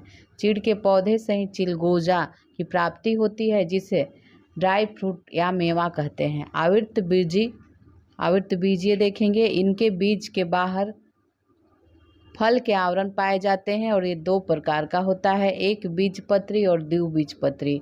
तो एक बीजपत्री में केवल 1 पत्र होते हैं, अर्थात इनके बीज को 2 बराबर भागों में सरलता से नहीं बांट सकते। इनकी पत्तियां समानांतर होती हैं जैसे धान, केला, गेहूं, ये सभी। द्विबीजपत्री, इनके बीच में 2 पत्र पाए जाते हैं, अर्थात इनका बीज 2 बराबर भागों में सरलता से बढ़ जाता है। इसकी पत्तियां जालिकावट होती हैं जैसे आम हो गया, जामुन, मूंगफली, चना, ये सभी। अब पादप रोग देखेंगे। पादप रोग में पादपों में होने वाले अनियमित विकार को पादप रोग कहते हैं। पादपों में अधिकतर बीमारियां कवक द्वारा होती है। पोषक पदार्थ की कमी से भी पादप में रोग होते हैं, जैसे जस्ता की कमी से होने वाले रोग में हो गया धान में खैरा रोग, आम तथा बैगन में लिटिल लीफ जस्ता की कमी से होता है। मक्का में वाइट बड होता है। बोरोन की कमी से होने वाला रोग, फूल गोभी का भूरा हो जाना, आंवले का निक्रोसिस, चुकंदर का हालो हार्ट। तांबा की कमी से नींबू जो काला पड़ जाता है। मैग्नीज, सलजम में वाटर कोट तथा मटर में मार्स रोग होता है इसकी कमी से। ऑक्सीजन की कमी से आलू का ब्लैक हार्ट हो जाता है। पोटेशियम की कमी से लीची की पत्ती का जल जाना। कैल्शियम की कमी से गाजर में कोटट स्पॉट होता है। ठीक है, कोटट स्पॉट। विषाणु से होने वाला रोग, ठीक है, विषाणु से होने वाला रोग जो होता है हरिमानहीनता या रंग परिवर्तन, यह वायरस द्वारा होता है। इसमें पत्तियों का रंग पीला या सफ़ेद पड़ जाता है। मोजेक रोग, यह वायरस द्वारा होता है। इसमें पत्तियां सिकुड़ कर सड़ जाती हैं। तंबाकू में मोजेक रोग से पत्तियां जल जाती हैं। टाइप ऑफ बनाना, इसमें केले का पौधा छोटा होता है। आलू मोजेक, इसमें आलू के पत्तियों पर चितकबरा दाग हो जाता है। जीवाणु द्वारा होने वाला रोग गेहूं का टुंडू रोग, इसमें पत्तियां पूरी तरह मुरझा जाती है। साइट्रस कैकर, इसमें नींबू का रंग बदल जाता है। आलू का सैथिल रोग, सैथिल आलू को खाने से बाल झड़ता है और इसमें आलू का तना में गोल गोल रिंग बन जाता है। धान का अंगमारी, इसमें धान के पत्तियों पर पीला हरा दाग बन जाता है। ब्लैक आर्म ऑफ कॉटन, इसमें कपास की पत्तियां भूरी हो जाती हैं और कपास का बीज पूरी तरह से खुल नहीं पाता है। पादप हार्मोन, पादप हार्मोन ये प्रोटीन के बने होते हैं तथा उत्तेजना पैदा करते हैं। पादप हार्मोन को फोटो हार्मोन भी कहते हैं। पादप हार्मोन दो प्रकार के होते हैं, एक तो वृद्धि प्रवर्धक और एक वृद्धि रोधी होते हैं। वृद्धि प्रवर्धक में ऑक्सिन, जिब्रेलिन, साइटोकाइनिन, ट्राइमेटोटिन और फ्लोरीजेंस होते हैं। वृद्धि रोधी में एब्सिसिक अम्ल होता है, एथिलीन होता है। ठीक है, वृद्धि प्रवर्धक हार्मोन जो होता है ये हार्मोन वृद्धि में सहायक होता है। ऑक्सिन हार्मोन जो होता है, इस हार्मोन की खोज 1980 में डार्विन ने किया था और वृद्धि में ये सहायक होता है। ये पौधे के ऊपरी भाग में पाया जाता है और यह पौधों को मोटा होने से रोकता है, जिस कारण माली पौधों का ऊपरी भाग काट देता है और यह प्रकाश अनुवर्तन तथा गुरुत्वाकर्षण के लिए उत्तरदायी होता है। अब आगे है, यह खरपतवार को नष्ट करता है। पत्ती तथा फल को समय से पहले गिरने से रोकता है। जिब्रेलिन्स हार्मोन, इसकी खोज जापानी वैज्ञानिक कुरोसावा ने 1926 में की थी। यह मुख्य हार्मोन है और यह विधि को नियंत्रित करता है। अंकुरन तथा फलों के निर्माण में सहायक होता है। साइटोकाइनिन हार्मोन, इसका खोज मिलर ने 1985 में किया था, परंतु नामकरण लिथाम ने किया था। यह कोशिका विभाजन करता है और अंगों का निर्माण करता है। यह प्रोटीन तथा आरएनए के संश्लेषण करता है। टाइमेटोटिन हार्मोन यह पौधों का घाव भरता है। इसका निर्माण घायल कोशिका में होता है। यह एक प्रकार का डाइकार्बोक्सिलिक अम्ल होता है। फ्लोरोजेंस हार्मोन जो होता है यह पत्ती में बनता है लेकिन फूलों को खिलाता है। इसे फ्लोरोइंग हार्मोन्स कहते हैं। वृद्धि रोधी हार्मोन, यह हार्मोन वृद्धि को रोकता है, जैसे एब्सिसिक एसिड। यह वृद्धि रोधी है तथा वाष्प उत्सर्जन करता है। यह फल अंकुरन तथा कोशिका विभाजन नहीं होने देता। एथिलीन, यह फल को प्राकृतिक रूप से पकाता है किंतु पेड़ के वृद्धि को रोक देता है। यह गैसीय अवस्था में पाया जाता है। 1962 में बर्ग ने हार्मोन को प्रमाणित किया था। फलों को कृत्रिम रूप से पकाने के लिए एसिटिलीन का प्रयोग करते हैं। एसिटिलीन की प्राप्ति कैल्शियम कार्बाइड की क्रिया जल से कराने से होती है। कैल्शियम कार्बाइड की क्रिया जल से जब कराते हैं तो एसिटिलीन की प्राप्ति होती है। खरपतवार, खेत में उगने वाले अनावश्यक पौधों को खरपतवार कहते हैं और ये खेत के सभी पोषक पदार्थों को अवशोषित कर लेता है, जिससे फसल की पैदावार घट जाती है। खरपतवार नाशी, वैसी दवा जो खरपतवार को खत्म कर देती है, खरपतवार नाशी कहलाती है। एग्जाम्पल है सीमाजीन, एट्राजीन, क्योटाक्लोर, 2,4-D, ये सभी 2,4-D डाइक्लोरोफिनॉल एसेटिक अम्ल इसका नाम है। अब देखेंगे नेक्स्ट, वाष्पो उत्सर्जन और प्रकाश संश्लेषण। तो वाष्पो उत्सर्जन पत्तियों के स्टोमेटा द्वारा जल को वाष्प बनाकर उड़ा देना वाष्पो उत्सर्जन कहलाता है। वाष्पो उत्सर्जन में जल हानि की क्रिया को दर्शाता है। जल को बचाए रखने के लिए गर्मी के दिनों में पौधे अपना पत्तियां गिरा देती हैं। जल को बचाए रखने के लिए मरुस्थलीय क्षेत्र में उगने वाले पौधों की पत्तियां कांटे का रूप ले लेती हैं। जहाँ पेड़ पौधे अधिक होते हैं वहाँ वाष्प उत्सर्जन अधिक होता है और बादल अधिक बनते हैं, जिससे वर्षा अधिक होती है। वाष्प उत्सर्जन को फोटोमीटर द्वारा मापते हैं। प्रकाश संश्लेषण, हरे पेड़ पौधे सूर्य प्रकाश की उपस्थिति में अपना भोजन बनाते हैं, जिसे प्रकाश संश्लेषण कहा जाता है। प्रकाश संश्लेषण के द्वारा कार्बोहाइड्रेट बनता है जो कि कार्बनिक होता है। प्रकाश संश्लेषण के लिए क्लोरोफिल, सूर्य का प्रकाश, CO2 तथा जल की आवश्यकता होती है। प्रकाश संश्लेषण के फलस्वरूप जल के टूटने से ऑक्सीजन निकलता है। सर्वाधिक जो प्रकाश संश्लेषण है लाल रंग, नीला रंग और फिर बैंगनी रंग में होता है। शेष रंगों में प्रकाश संश्लेषण नहीं होता है। रात के समय तथा कृत्रिम प्रकाश में प्रकाश संश्लेषण नहीं होता है। प्रकाश संश्लेषण के लिए 1 से 2% प्रकाश की आवश्यकता होती है। CO2 और O2 का विनिमय स्टोमेटा द्वारा होता है। आगे देखेंगे, प्रकाश संश्लेषण में CO2 का अपचयन होता है जबकि जल का उपचयन होता है, अर्थात प्रकाश संश्लेषण में ऑक्सीडेशन तथा रिडॉक्शन दोनों होता है। प्रकाश संश्लेषण केवल क्लोरोफिल युक्त कोशिकाओं में होता है। प्रकाश संश्लेषण श्वसन से 7 गुना तेज होता है। क्लोरोफिल कई प्रकार का होता है, chlorophyll A, B, C, D, किंतु प्रकाश संश्लेषण केवल क्लोरोफिल A में होता है। CO2 की मात्रा बढ़ने से प्रकाश संश्लेषण का दर शुरू में बढ़ता है, किंतु जब सांद्रता अधिक हो जाती है तो प्रकाश संश्लेषण रुक जाता है। आर्द्रता तथा प्रकाश संश्लेषण में उल्टा संबंध होता है। ठीक है। प्रकाश संश्लेषण में पत्तियों का जो होता है क्लोरोप्लास्ट भाग लेता है। क्लोरोप्लास्ट एक दोहरी छिल्ली नुमा संरचना होता है जिसके अंदर एक गाढ़ा द्रव भरा होता है जिसे स्ट्रोमा कहते हैं। इसके अंदर स्तंभ की आकृति होती है जिसे ग्राना कहते हैं। ग्राना छोटे छोटे प्लेटों से मिलकर बना होता है जिसे थैलोफाइटा कहते हैं। थैलोफाइटा के अंदर क्लोरोफिल पाया जाता है और क्लोरोफिल के अंदर मैग्नीशियम पाया जाता है। ये दिया है फिगर। प्रकाश संश्लेषण की क्रिया विधि, तो हिल रिएक्शन जो लाइट रिएक्शन इसमें होता है और डार्क रिएक्शन में ब्लैक रिएक्शन होता है।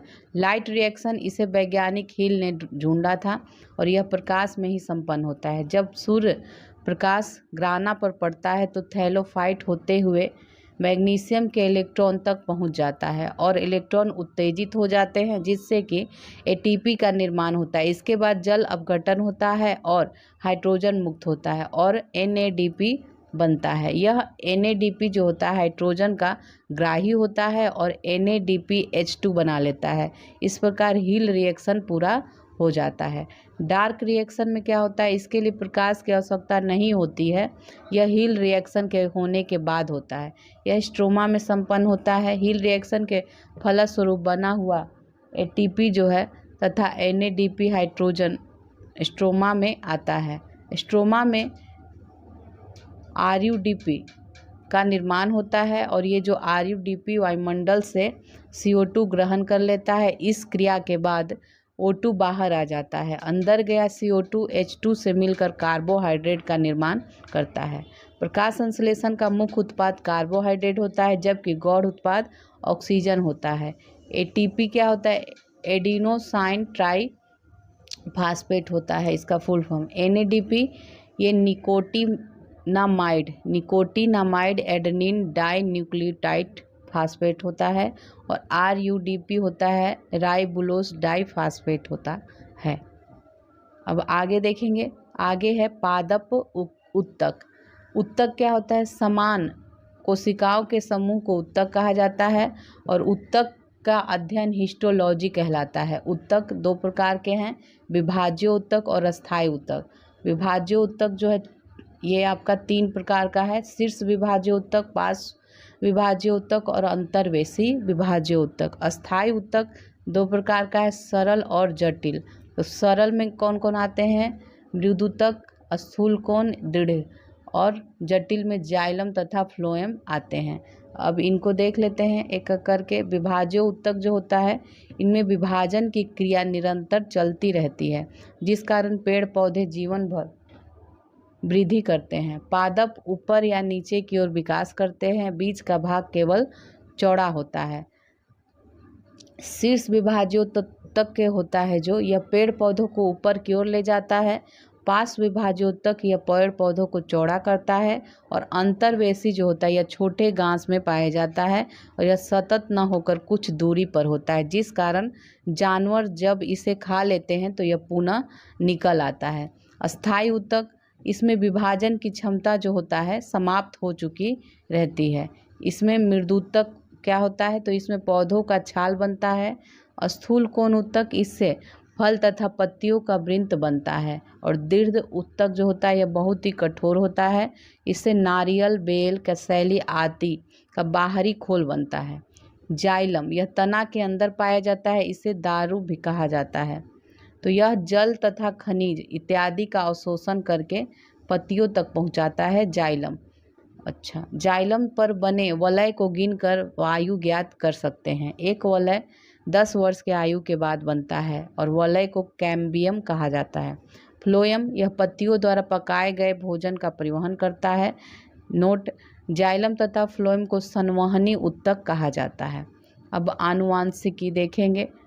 वंशानुगत गुणों को आनुवांशिकी कहते हैं और आनुवांशिकी के जनक जो है ग्रेगर जॉन मंडल हैं। जेनेटिक शब्द जो है वाटसन ने दिया, जीन शब्द जोहानसन ने दिया, कृत्रिम जीन संश्लेषण तथा गौण को आइसोलेटेड करने का कार्य हरगोबिंद खुराना ने दिया। जीन है ये, ठीक है, जीन को पृथक करने का कार्य हरगोबिंद खुराना ने दिया। आधुनिक आनुवंशिकी के जनक टी.एच. मॉर्गन को कहते हैं। मेंडल का प्रयोग, तो मेंडल ने अपने प्रयोग में उद्यान मटर की 7 जोड़ी विषम प्रजाति के लक्षणों का अध्ययन किया। मेंडल ने मटर के पौधे का प्रयोग इसलिए किया क्योंकि इसका जीवन काल तथा आकार छोटा होता है और साथ ही इसकी कई प्रजातियां पाई जाती है। जीनोटाइप, वैसे लक्षण जो बाहर से देखने पर समझ में नहीं आते हैं बल्कि इनके जीन में अंतर होता है। फोनोटाइप, तो ऐसे लक्षण फिनोटाइप जिसे बाहर से देखकर समझा जा सके फिनोटाइप कहलाते हैं क्योंकि ये लक्षण शरीर पर दिखते हैं। डोमिनेंट का सिद्धांत, जब 2 प्रजातियों को आपस में संकर कराया जाता है तो अधिक शक्तिशाली जीन कमजोर जीन पर अपना प्रभाव जमा लेता है। मेंडल का एकल संकरण प्रयोग, इसमें मेंडल ने एक लंबा पौधा और एक बौने पौधे को क्रॉस कराया था। ये लंबा पौधा और बौने पौधे को क्रॉस कराया था। फिनोटाइप में लंबा और बौना पौधे का जो अनुपात होता है 3:1 होता है और जीनोटाइप में शुद्ध लंबा, अशुद्ध लंबा और शुद्ध बौना का जो अनुपात है 1:2:1 है। मेंडल का फिनोटाइप प्रभाविकता का सिद्धांत को दर्शाता है। शक्तिशाली जीन अपना 75% प्रभाव को दर्शाता है। मेंडल का जीनोटाइप का सिद्धांत पृथकीकरण को दर्शाता है जो 1:2:1 में होता है, अर्थात 25%, 50% और 25% के अनुपात में होता है।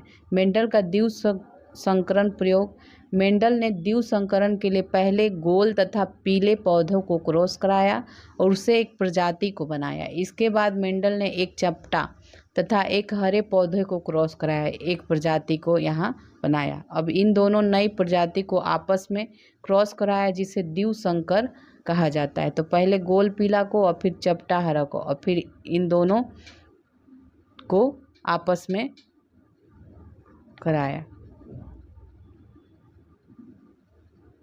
और ये इसका परिणाम हुआ, देख लीजिए फिगर में, पीला हरा। अब मेंडल का तीसरा नियम देखेंगे तो यह स्वतंत्र आयु का नियम है। इसके अनुसार जब 2 प्रजातियों को क्रॉस कराया जाता है तो उनके जीन एक दूसरे में जाते हैं किंतु एक दूसरे से स्वतंत्र रहते हैं। मेंडल का प्रयोग लैंगिक जनन पर आधारित था। मेंडल ने पौधे के 7 पेयर भिन्न गुणों को आपस में क्रॉस कराया था। बीज की आकृति गोला तथा झुर्रीदार, बीज का रंग पीला तथा हरा, फूल का रंग लाल तथा सफ़ेद, कली की आकृति फूला तथा चपटा, कली का रंग हरा तथा पीला और पौधे की लंबाई लंबा तथा बौना, फूल की स्थिति कच्छत तथा अग्रशस्त्र ऊपर की ओर। एक जीन दूसरे जीन से जुड़े रहते हैं जिन्हें आनुवंशिकी कड़ी या लिंकेज कहा जाता है। इसकी खोज बेटेसन ने किया था। अब जैव विकास इवोल्यूशन देखेंगे। इसके अंतर्गत जीवों के प्रारंभिक विकास का अध्ययन किया जाता है। समजात अंग क्या होता है? वैसे अंग जिनकी उत्पत्ति समान रहती है किंतु अलग अलग कार्य करते हैं, ये समजात अंग कहलाते हैं। जैसे मानव का हाथ, बाघ का हाथ, चमगादड़ के पैर, मछली का फ्लैपर, ये सभी इन सभी की उत्पत्ति शरीर के अगले भाग से हुई है। इनमें प्रारंभ में एक हड्डी तथा बाद में पंजे की आकृति बनती है, किंतु ये सभी अलग अलग कार्य करते हैं। समरूप अंग, इन अंगों का उत्पत्ति भिन्न होता है किंतु ये एक समान कार्य करते हैं। जैसे एक कीट में 4 पंख जबकि पक्षी में 2 पंख होते हैं, किंतु ये दोनों ही पंखों से उड़ते हैं जबकि संरचना भिन्न भिन्न है। अवशेषी अंग, वैसे अंग जो शरीर में होते हैं किंतु काम नहीं करते हैं, अवशेषी अंग कहलाते हैं। इसकी संख्या 100 है लगभग। कान का पीना, जैसे कर्ण पल्लव जो है, अपेंडिक्स, शरीर के बाल, ये सभी। लैमार्क का सिद्धांत, इन्होंने उपार्जित अंगों का सिद्धांत दिया है और कहा कि जिस अंग का प्रयोग हम अधिक करते हैं अगली पीढ़ी में वह अंग थोड़े बड़े आकार का उत्पन्न होता है, जबकि किसी अंग का प्रयोग न करने पर वह अगली पीढ़ी में छोटा हो जाता है। ये फ्रांस के वैज्ञानिक थे और इनकी पुस्तक जो है फिलोसफिक जूलॉजिका है। लैमार्क के निम्न सिद्धांत है: वातावरण का सीधा प्रभाव, अनुकूलन की प्रवृत्ति, अंगों के उपयोग तथा अनुपयोग, उपार्जित लक्षणों की अंशानुगति, जिराफ की गर्दन तथा सांप की पैर। ठीक है, एग्जाम्पल है इसका। तो वातावरण, स्वभाव, अनुकूलन, अंग और उपार्जन होता रहता है। वीजमैन का सिद्धांत, इन्होंने लैमार्क के सिद्धांत को काट दिया। इन्होंने चूहों की 21 पीढ़ियों के पूंछ को काट दिया। इसके बाद भी 22वीं पीढ़ी में उतने ही आकार की पूंछ पाया गया। डार्विन का सिद्धांत, इन्होंने प्राकृतिक चयन, आहरण, natural selection, origin of the species का सिद्धांत दिया। इन्होंने कहा कि जीव जंतु जो हैं स्वयं को प्राकृतिक के अनुसार ढालते हैं और अतः ये स्वयं को प्रकृति के अनुकूल बना लेते हैं। डार्विन ने बोगल नामक जहाज से पूरे विश्व का भ्रमण किया और इन्होंने पक्षियों की भाषा का सिद्धांत जिसे डार्विन फिंच कहते हैं। तो संतान संघर्ष होता है उनमें और सजातीय, अंतर्जातीय, वातावरण, ये सभी के अनुसार योग्यतम बनते हैं और फिर वातावरण से अनुकूलन स्थापित कर लेते हैं। ये ब्रिटेन के वैज्ञानिक थे। इनकी पुस्तक ओरिजिन ऑफ स्पेसीज में प्राकृतिक चयन का सिद्धांत दिया है। जीवों में संतान के उत्पत्ति का अपार संभावना होता है किंतु बहुत ही कम जीवित बचते हैं। जीवन के लिए संघर्ष, सजातीय संघर्ष में शेर, बाघ, सांप, कोबरा, मछली, शार्क, वनस्पति हो गया। अंतर्जातीय संघर्ष में गाय, मगरमच्छ, मानव, पक्षी। वातावरणीय संघर्ष में भूकंप, गर्मी, बर्फ, सुनामी, बाढ़, ये सभी हैं। योग्यतम की उत्तरजीविता, जीवन संघर्ष में वही जीवित रहता है जो स्वयं के वातावरण के अनुसार ढाल लेता है।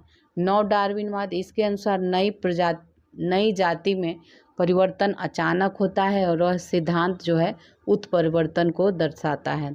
ह्यूगो डी ब्रिज का सिद्धांत, इन्होंने उत्परिवर्तन का सिद्धांत दिया। इन्होंने बताया कि किसी जीव में अचानक इतना बड़ा परिवर्तन होता है कि वह अपने मूल नस्ल से पूरी तरह से भिन्न दिखने लगता है, जिससे कि एक अलग जाति का निर्माण हो जाता है।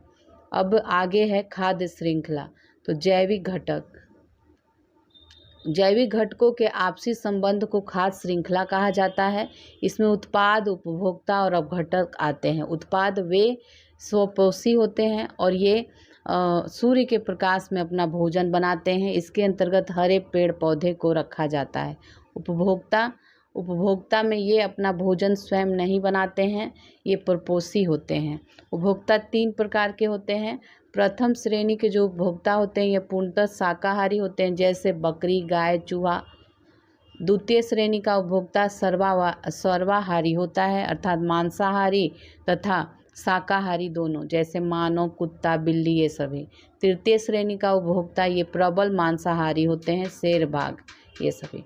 अपघटक क्या होता है? ये उपभोक्ताओं के मृत शरीर को खाते हैं, अर्थात मृत्युपजीवी होते हैं। ये पर्यावरण को स्वच्छ रखने में सहायक होते हैं, जैसे चील, गिद्ध, कौवा, जीवाणु ये सभी होता है। ये फूड चेन का फिगर दिया हुआ है, जैसे ग्रास को ग्रास होपर खाता है, फिर इस कीट को पक्षी खाता है, पक्षी को स्नेक खाता है, फिर आउल खाता है स्नेक को, और फिर आउल को डिकम्पोजर खाते हैं और फिर यहीं पे मिल जाता है।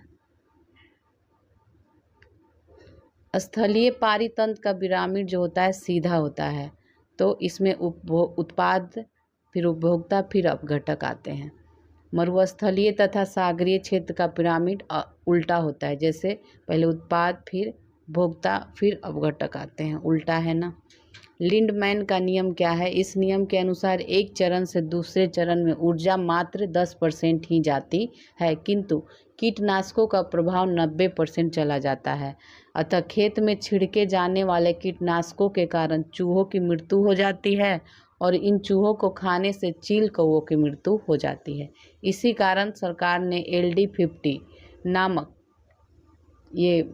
LD50 नामक कीटनाशक के प्रयोग पर प्रतिबंध लगा दिया है, क्योंकि इन कीटनाशकों के प्रयोग से गिद्धों की संख्या घट रही है। ठीक है, ये उत्पाद होते हैं, उपभोक्ता और अपघटक। इस तरह 10% जो है ऊर्जा का स्थानांतरण हो रहा है। ठीक है, अब पारिस्थितिकी देखेंगे। पारिस्थितिकी जो है जीव तथा उसके बाहरी परिवेश का अध्ययन इकोलॉजी कहलाता है। पारिस्थितिकी में जैविक तथा अजैविक दोनों घटकों को रखते हैं। इकोलॉजी के जनक टेकल को कहा जाता है, जबकि इकोलॉजी शब्द जो है रिटर ने दिया था। जैविक घटक, इसमें उत्पाद, उपभोक्ता तथा अपघटक आते हैं, अर्थात इसमें सजीवों को रखते हैं। अजैविक घटक, इसमें तापमान, वायु, आर्द्रता, नदी, पर्वत अर्थात निर्जीव को रखते हैं। इसमें जीवों के समूह को जीव समूह कहते हैं, और कई जीव समूह जब मिलते हैं तो ये पारितंत्र बनाते हैं। कई पारितंत्र मिलकर जीवोम बनाते हैं और कई जीवोम मिलकर एक जीव मंडल बायोस्फीयर बनाते हैं, और मानव जो है जीव मंडल में रहता है। ठीक है, ये जैवमंडल है, वायुमंडल, जल मंडल और स्थल मंडल मिलकर सारे ही जीवमंडल बनाते हैं। पारितंत्र वह सबसे छोटी इकाई है जिससे सजीव तथा निर्जीव दोनों साथ में रहते हैं। इसमें सबसे छोटा पारितंत्र जल का बूंद होता है। इसमें डेटम नामक शैवाल पाया जाता है। जब किसी व्यक्ति को डुबा कर मारा जाता है तो उसके फेफड़े में डेटम की जांच की जाती है। पृथ्वी का सबसे बड़ा पारितंत्र समुद्र है और स्थल का सबसे बड़ा पारितंत्र जो है घास तथा टैगा वन है। अब जीवों में आपसी संबंध, तो ये जीव होते हैं 2 तरह के, स्वपोषी और परपोषी। स्वपोषी में पादप और शैवाल आते हैं, और परपोषी में सहजीवी, सहयोगी, परजीवी, मृतोपजीवी आते हैं। सहजीवी में कवक और शैवाल होते हैं, भैंस, कौवा एक दूसरे के सहजीवी होते हैं, और मधुमक्खी, फूल। सहयोगी में अधिपादप जो आर्किड होता है ये हो गया, और परजीवी में अमरबेल, मच्छर ये हो गया, और मृत्युपजीवी में चील हो गए। स्वपोषी क्या होता है? तो ये अपना भोजन स्वयं बनाते हैं, क्योंकि इनमें क्लोरोफिल पाया जाता है, जैसे पादप, शैवाल, जीवाणु ये सभी। परपोषी यह अपना भोजन नहीं बना पा सकते हैं, क्योंकि इसमें क्लोरोफिल नहीं होता है। इन्हें 4 भागों में बांटते हैं। सहजीवी पहला है, इसमें दोनों जीवों को परस्पर लाभ होता है, जैसे कवक और शैवाल हो गया, गाय और कौवा हो गया, मधुमक्खी और फूल हो गया, बत्तख और मछली हो गया। सहभोगी में क्या होता है, इसमें किसी एक को लाभ होता है और दूसरे को कोई फर्क नहीं पड़ता है। जैसे अधिपादप आर्किड का जो पौधा होता है उसके लिए परजीवी, यह जिस जीव पर उगते हैं उसे ही क्षति पहुंचाते हैं। परजीवी जो होते हैं यह वृद्धि तथा विकास के लिए हानिकारक होते हैं। जैसे खटमल, मच्छर, मक्खी, अमरबेल, जू ये सभी होते हैं। मृतोपजीवी या मृतजीवी ये जीवों के मृत शरीर को खाकर खत्म करते हैं और ये पर्यावरण को स्वच्छ रखने में महत्वपूर्ण भूमिका निभाते हैं। जैसे जीवाणु, चील, गिद्ध, कौवा ये सभी। जीवाणु पृथ्वी पर हाइड्रोजन चक्र को बनाए रखते हैं। विभिन्न स्थानों पर उगने वाले पौधे के नाम। मरुस्थल में जेरोफाइट पौधा उगता है। लवणीय जल वाले जगह पे हेलोफाइट होता है। जल वाले जगह पे हाइड्रोफाइट होता है और आर्द्र भूमि में हाइगोफाइटिक होता है।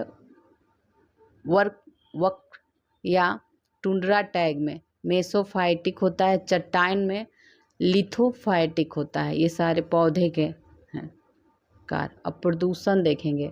प्रदूषण जो है पर्यावरण में विभिन्न गैसों, मृदा, जीव जंतुओं का एक निश्चित अनुपात है और इस अनुपात में आने वाले ह्रास कमी को प्रदूषण कहते हैं। प्रदूषण छोटे क्षेत्रों को दर्शाता है। इसमें केवल मानव क्रियाकलापों को रखते हैं। पर्यावरण अवनमन, जब मानव तथा प्रकृति दोनों के कारण पर्यावरण की गुणवत्ता में ह्रास होता है तो इसे अवनमन कहते हैं। जैसे भूकंप, ज्वालामुखी। सूक्ष्मजीवी अपघटनीय प्रदूषण, वैसे प्रदूषण जिसे सूक्ष्मजीव खाकर खत्म कर दें सूक्ष्मजीव अपघटनीय कहलाते हैं। ये कम हानिकारक होते हैं। जैसे प्लास्टिक, धातु कचरा, रासायनिक कचरा ये सभी। प्रदूषण के प्रकार कई होते हैं। जल प्रदूषण, मृदा प्रदूषण, वायु प्रदूषण, ध्वनि प्रदूषण, विद्युत चुंबकीय प्रदूषण, परमाणु चुंबकीय प्रदूषण, जैविक चुंबकीय प्रदूषण। जल प्रदूषण, जल में घुले अनावश्यक पदार्थों के कारण जल प्रदूषण होता है। जैसे आर्सेनिक के घुलने से वाइट फुट हो जाता है। कैडमियम की घुला होता है तो इटाई रोग। लोहा के कारण लिवर सिरोसिस होता है। कॉपर के कारण विल्सन। नाइट्रेट के कारण ब्लू बेबी सिंड्रोम होता है और पारा के कारण मिनीमाता रोग होता है।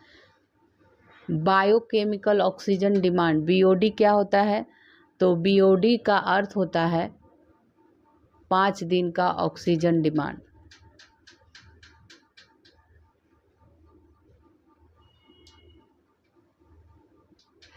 सुपोषण, जलाशय में फास्फोरस तथा नाइट्रोजन की अधिकता के कारण इसमें अनावश्यक पादप तथा जलकुंभी उग जाते हैं, जिस कारण जलाशय के अंदर ऑक्सीजन नहीं पहुंच पाता है और जलीय जीवों की मृत्यु हो जाती है। हैदराबाद का हुसैन सागर झील जलकुंभी से ग्रसित है। मृदा प्रदूषण, मिट्टी की उर्वरक क्षमता का कम हो जाना मृदा प्रदूषण कहलाता है। मृदा प्रदूषण दो कारणों से होता है। पहला तो कीटनाशक का प्रयोग करके, जैसे LD50, BHC, DDT ये सभी का जब हम प्रयोग करते हैं। अत्यधिक खाद के प्रयोग से मिट्टी रेत का रूप ले लेती है। अपरदन से होता है। अपरदन के कारण मिट्टी की ऊपरी उपजाऊ परत कट जाती है। अत्यधिक मृदा अपरदन को अवनालिका कहते हैं। अवनालिका जो होता है बहुत अत्यधिक हो जाने से ये बीहर का रूप ले लेती है और बीहर पूरी तरह से बंजर होता है। सर्वाधिक बीहर का निर्माण चंबल नदी करती है। वायु प्रदूषण, वायु की गुणवत्ता में होने वाले ह्रास तथा कमी को वायु प्रदूषण कहते हैं। एरोसोल जो होता है, एरोसोल धूलकण, वायु में उपस्थित धूलकण को एरोसोल कहा जाता है और ये वायु प्रदूषण में मुख्य भूमिका निभाता है। इसका आकार जो होता है 10 माइक्रोन होता है, 10 माइक्रोन। सीमेंट उद्योग में एस्बेस्टस एरोसोल के रूप में उड़ता है और जिससे फेफड़े की बीमारी होती है, जिसे व्हाइट कैंसर कहा जाता है।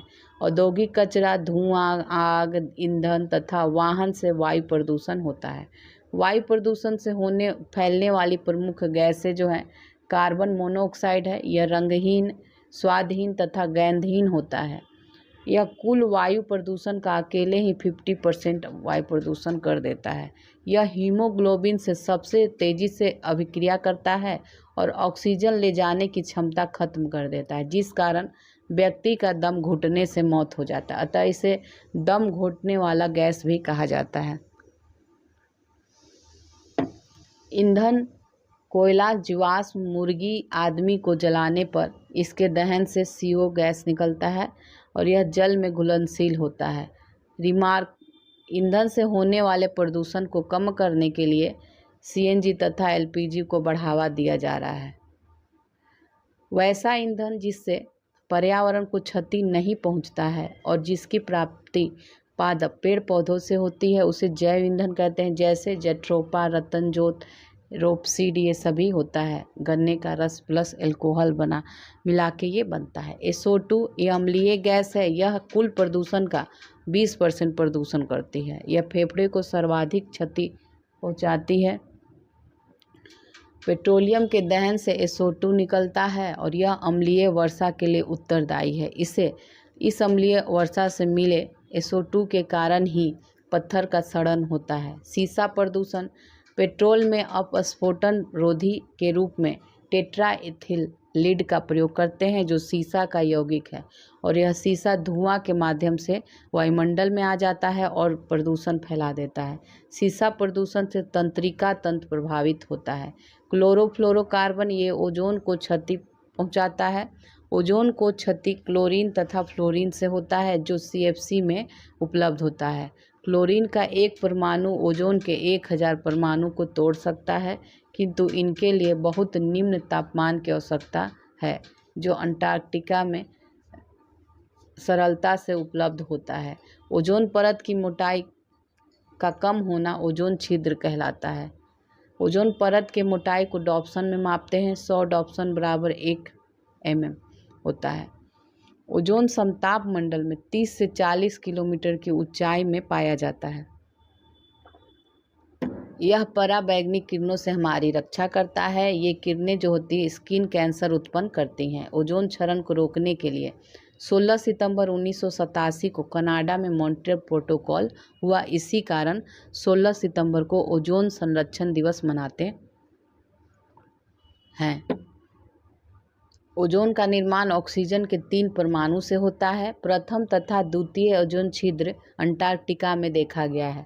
CFL से निकलने वाले फ्लोजिन गैस, AC थिनर से निकलने वाली गैस ओजोन को नुकसान पहुंचाती है। NO2 नाइट्रोजन डाइऑक्साइड जो है ये नाइट्रोजन हानिकारक नहीं है, यह पौधों के लिए आवश्यक है, किंतु नाइट्रोजन के ऑक्साइड हानिकारक होते हैं। NO2 ग्रीन हाउस इफेक्ट उत्पन्न करता है। समताप मंडल में उड़ रहे वायुयान के धुओं से नाइट्रोजन के ऑक्साइड निकलते हैं और ये ऑक्साइड जो होता है ओजोन से क्रिया करके प्रॉक्सी ऑक्सीटाइल नाइट्रेट बनाता है, पैन का निर्माण करता है। प्रकाश रासायनिक धूम, इसका निर्माण नाइट्रोजन ऑक्साइड, ओजोन तथा पैन के द्वारा होता है। कार्बन डाइऑक्साइड यह एक अम्लीय गैस है। यह लाभदायक तथा हानिकारक दोनों होता है। CO2 प्रकाश संश्लेषण के लिए आवश्यक है और यह दिन के समय पृथ्वी को अत्यधिक गर्म होने से रोकती है तथा रात को अत्यधिक ठंडा होने से रोकती है, किंतु यदि यह बहुत अधिक हो जाए तो पृथ्वी का तापमान बढ़ जाता है और ग्लेशियर पिघल जाएगा जिससे और समुद्र का तल भी बढ़ जाएगा। CO2 गैस छोड़ने भी प्रदूषण नहीं करती बल्कि ये उमस पैदा करती है। ग्रीन हाउस, छोटे से क्षेत्र में जब उमस बढ़ जाता है तो उसे ग्रीन हाउस कहते हैं। ग्रीन हाउस शब्द आर्हेनिस ने दिया था। ग्लोबल वार्मिंग, जब ग्रीन हाउस पूरे विश्व पर फैल जाता है तो उसे ग्लोबल वार्मिंग कहते हैं और यह शब्द वैली वेकल ने दिया था। कार्बन फुटप्रिंट, गैसों का वह समूह जो ग्रीन हाउस उत्पन्न करता है कार्बन फुटप्रिंट कहलाता है। साइनाइड, आइसोसाइनाइड ये सभी, ठीक है। सबसे ज़्यादा ग्लोबल वार्मिंग जलवाष्प से होता है, फिर CO2, फिर CH4, CFC और फिर नाइट्रोजन ऑक्साइड है NO2। क्योटो, क्योटो प्रोटोकॉल जो है 1997 में आया था और यह समझौता जापान में हुआ था। इसमें सभी देश के लिए CO2 के उत्सर्जन के लिए एक कोटा का निर्धारण किया गया था। ये उसी कोटा में CO2 का उत्सर्जन कर सकते हैं जो कोटा दिया गया है। इस व्यवस्था को कार्बन क्रेडिट कहा जाता है। मीथेन, यह भी ग्रीन हाउस इफेक्ट उत्पन्न करता है और यह दलदली भूमि में पाया जाता है। गोबर गैस, धान के खेत, गटर, सड़े गले पदार्थ तथा जानवरों की जुगाली, कोयला खदान, प्राकृतिक गैस, ये मीथेन के अच्छे स्रोत हैं। प्राकृतिक गैस को जब अत्यधिक दबाव लगाकर रखा जाता है तो उसे संपीड़ित प्राकृतिक गैस कहते हैं, कंप्रेस्ड नेचुरल गैस कहते हैं। यह बहुत ही कम प्रदूषण करता है। भोपाल गैस त्रासदी में क्या हुआ था? 3 दिसंबर 1984 को भोपाल की यूनियन कार्बाइड नामक कंपनी में मिथाइल आइसोसाइनाइड गैस जल से क्रिया करके विस्फोटक बन गई थी और इसमें हजारों लोगों की जान गई थी। यह कंपनी एडरसन नामक व्यक्ति की थी जो 2014 में मर चुका है, किंतु अभी भी मुकदमा चल रहा है। इस कंपनी में कीटनाशक बनाए जाते थे, ठीक है, कीटनाशक बनाए जाते थे। प्रदूषण के लिए CO और SO2 जिम्मेदार होता है। Greenhouse CO2, CH4, CFC, nitrogen dioxide. Acid rain में नाइट्रिक अम्ल SO2, NO2 होता है और ओजोन के लिए नुकसानदायक CFC और NO2 है। कैटेलिटिक कन्वर्टर, उत्प्रेरक संपरिवर्तक क्या होता है? यह संक्रमण धातु से बना होता है और ये इंजन से निकलने वाले धुआं में उपस्थित कार्बन मोनोऑक्साइड को कार्बन डाइऑक्साइड में बदल देता है, जिससे प्रदूषण कम हो जाता है किंतु उमस बढ़ जाती है। जब पेट्रोल में सीसा मिला रहा होता है तो कैटेलिटिक जो कन्वर्टर है ये काम करना बंद हो जाता है कर देता है। इसी कारण पेट्रोल में सीसा मिलाने पर प्रतिबंध है।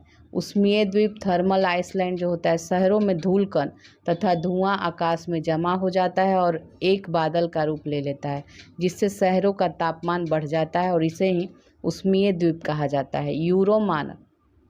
यूरो नॉर्म जो होते हैं, यूरोपीय देशों ने मोटर वाहन के धुओं से होने वाले प्रदूषण पर रोक लगाने के लिए एक मानक तय किया है, जिसमें धुएं से निकलने वाले कार्बन मोनोऑक्साइड, नाइट्रोजन ऑक्साइड और वाष्पशील कण तथा हाइड्रोकार्बन की मात्रा को निर्धारित किया है। इसके लिए अब तक यूरो 6 तक मानक बना चुके हैं। यूरो 1 मानक का इंजन प्रति किलोमीटर 2075 ग्राम उत्सर्जन करता है। उसी तरह यूरो 1 इसका दिया है। नोट में देख लीजिए, यूरो मानक को भारत में भारत स्टेज कहा जाता है। वर्तमान में BS6 की गाड़ियां अभी चलती हैं। अब ध्वनि प्रदूषण, 90 डेसिबल से अधिक के ध्वनि को प्रदूषण में गिना जाता है। ध्वनि प्रदूषण का प्रभाव केवल तत्कालीन रहता है, यह अगली पीढ़ियों पर नहीं पड़ता है। ध्वनि प्रदूषण के कारण मानव जो है चिड़चिड़ा हो जाता है। ध्वनि प्रदूषण को कम करने के लिए गाड़ियों को साइलेंसर में मफलर लगाया जाता है। सड़कों पर ध्वनि प्रदूषण रोकने के लिए दोनों किनारों पर पेड़ लगा दिया जाता है, जिससे ग्रीन मफलर कहा जाता है, ठीक है। अब विद्युत चुंबकीय प्रदूषण, तो यह मोबाइल टावर, टीवी टावर तथा सैटेलाइट से निकलने वाले विद्युत चुंबकीय तरंगों से फैलता है। इस प्रदूषण के कारण तंत्रिका तंत्र तथा स्मरण क्षमता जो होती है कमज़ोर हो जाती है तथा कैंसर रोग उत्पन्न होता है। इस प्रदूषण के कारण बड़ी संख्या में तितलियां मर रही हैं तथा मधुमक्खियां अपना रास्ता भटक जाती हैं, क्योंकि मधुमक्खियां विद्युत चुंबकीय तरंगों को देख लेती हैं और वे अपना रास्ता भटक कर टावर के पास चली जाती हैं। वर्तमान में पूरा पृथ्वी विद्युत चुंबकीय तरंगों के चपेट में है। जैव प्रदूषण, यह हानिकारक जीवाणु तथा विषाणु के कारण फैलता है। जीनीय एकरूपता के कारण एक समान प्रजाति के पौधे बीमारी से प्रभावित हो जाते हैं, जिस कारण उन्हें काट देना पड़ता है। एंथ्रेक्स नामक जीवाणु व्यक्ति की जान ले सकता है। इसका प्रयोग आतंकवादी पत्र में भरकर दूसरे व्यक्ति को भेज देते थे। सेरिन गैस को गरीबों का परमाणु बम कहा जाता है। इसका प्रयोग सीरिया में हो रहा है। परमाणु प्रदूषण, यह सभी प्रदूषणों में सबसे खतरनाक है। इसका प्रभाव जल, थल, वायु तीनों में देखा जा सकता है। यह 30,000 साल तक रह सकता है। परमाणु प्रदूषण रेडियो एक्टिव पदार्थों के कारण होता है और इसे रेडियो एक्टिव प्रदूषण भी इसीलिए कहा जाता है। यह यूरेनियम, थोरियम, प्लूटोनियम तथा कोबाल्ट 60 के कारण होता है। 9 अगस्त तथा 6 अगस्त 1945 को जापान के हिरोशिमा तथा नागासाकी पर गिरे परमाणु बम तथा 2011 में जापान में हुआ जो फुकुशिमा परमाणु संयंत्र हुआ था, ये परमाणु प्रदूषण के उदाहरण हैं। 1946 में यूक्रेन के चेरनोबिल परमाणु संयंत्र में विस्फोट होने से यूक्रेन प्रभावित हुआ था।